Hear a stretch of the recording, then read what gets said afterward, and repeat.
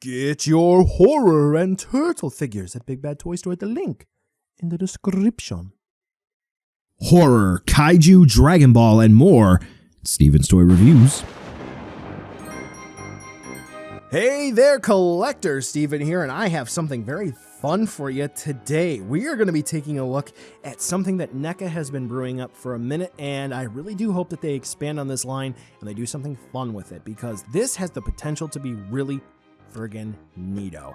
Today we're going to be taking a look not at the Universal Monster releases, not at the Teenage Mutant Ninja Turtle releases. We're going to be taking a look at both at the same time. We're going to be taking a look at the first entry in NECA's Teenage Mutant Ninja Turtles Cross Universal Monsters lineup, and we're taking a look at Raphael as Frankenstein's monster. This is going to be the first release in the lineup, and honestly, this is really cool. We know that we have Leo coming up and Mikey coming up as well. They've already teased April as the bride of Frankenstein, and we do also have now two other figures which have been teased with nothing but silhouettes. Who knows what they are? We'll find out soon enough. But for Raphael here, the first release in the line, it's going to set precedent for what figures will come after this.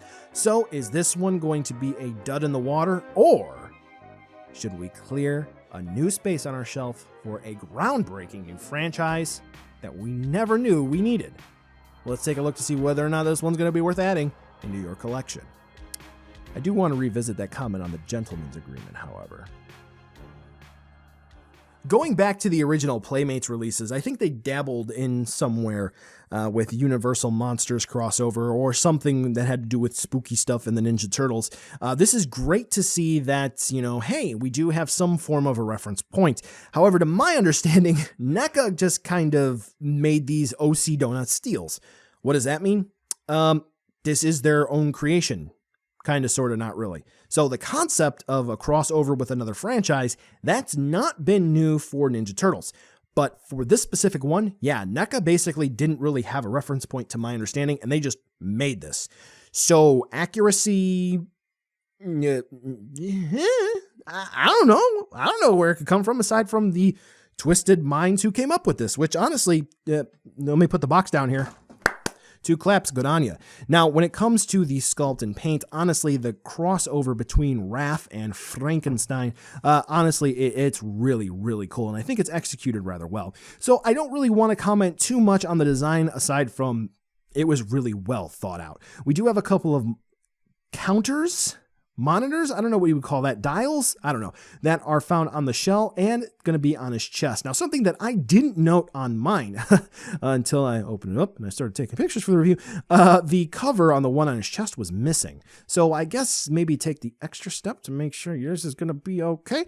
But other than that, I think that's going to be the only real quality control issue that mine has. There's going to be a real just dirty feeling to this figure. And that's not necessarily going to be from, let's say, factories in China not doing their job and this looks and feels oily. No, that's not going to be the case here. It feels grimy. It feels dirty, like Frankenstein. Just this Raphael was just slapped together, and I think overall it looks good. Now, in terms of paint being out of place, no, I'm not really seeing too much that's completely unacceptable. I think he looks rather cool. We have some stitching actually on the turtle skin in and of itself, which is really cool. And we do have a different stitching pattern that's going to be found on his suit.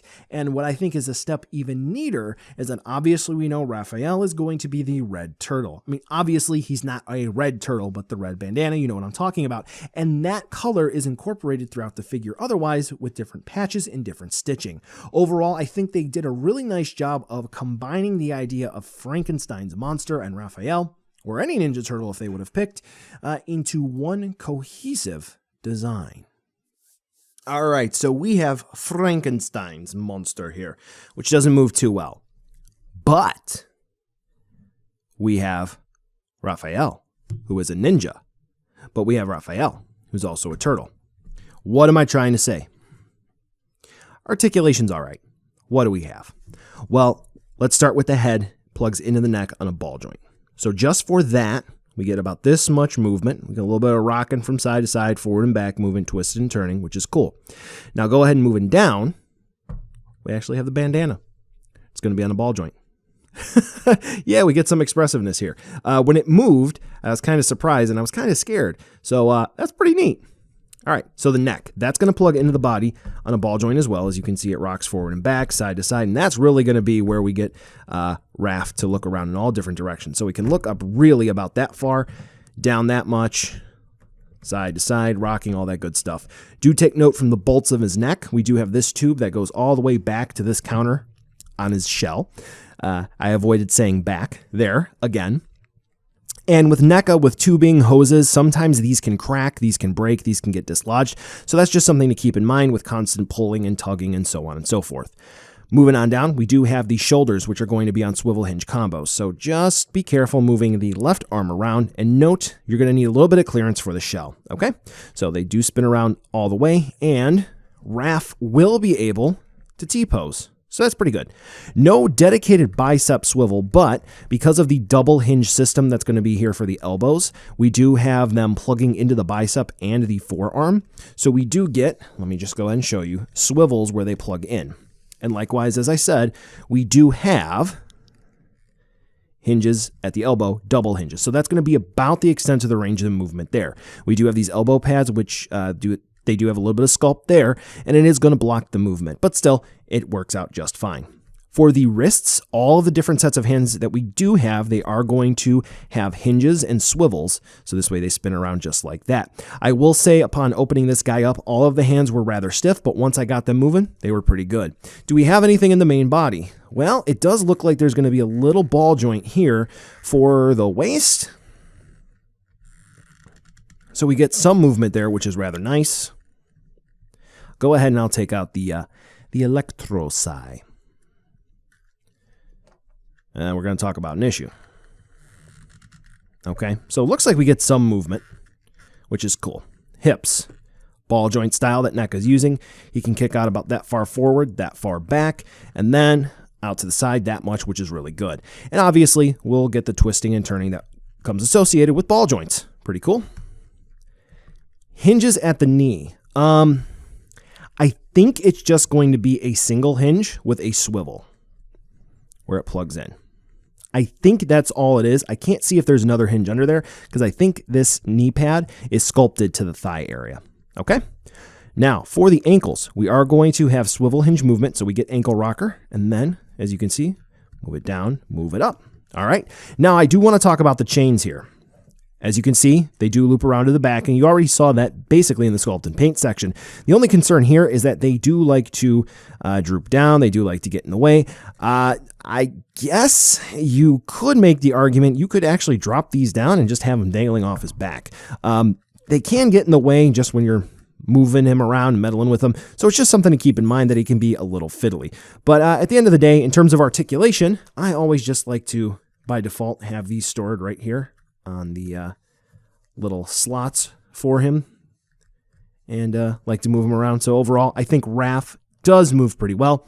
Just keep in mind, he's not intended to be the most acrobatic of character designs.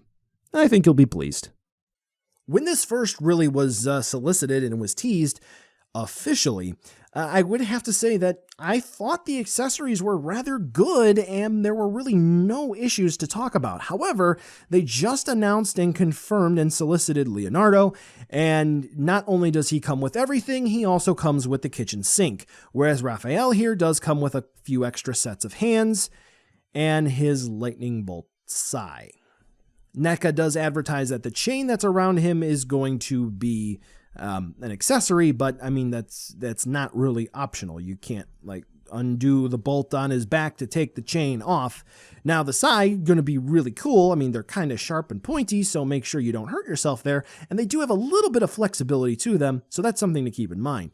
Now, I will say that this is honestly a fantastic, very creative overall decision here for those size, or is the plural sai? I don't know. I'm going to leave it back to the experts. But at the end of the day here, we don't really get a whole heck of a lot for this one particular release. Now, again, when we take a look at Leo, which I absolutely will be taking a look at, and spoilers, I really do like this one, we will see that some of the other Universal monsters, Teenage Mutant Ninja Turtle figures, saying it backwards, but who cares?